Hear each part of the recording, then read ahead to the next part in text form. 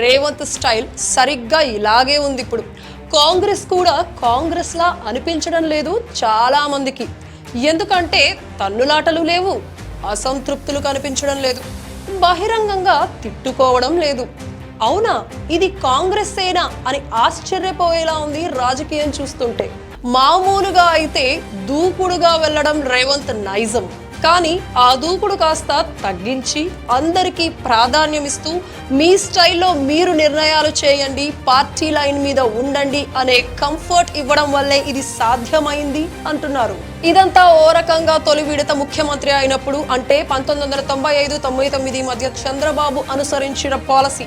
అప్పట్లో తన సహచర మంత్రులుగా ఉన్న దేవేందర్ గౌడ్, మాధవ్ రెడ్డి, నాగం లాంటి వాళ్లతో చంద్రబాబు ఇలాగే వ్యవహరించేవారు. అందరికీ ప్రాధాన్యం ఇస్తున్నట్లుగానే ఉంటూ తన పని తాను చేసుకుపోవడం చూశాం.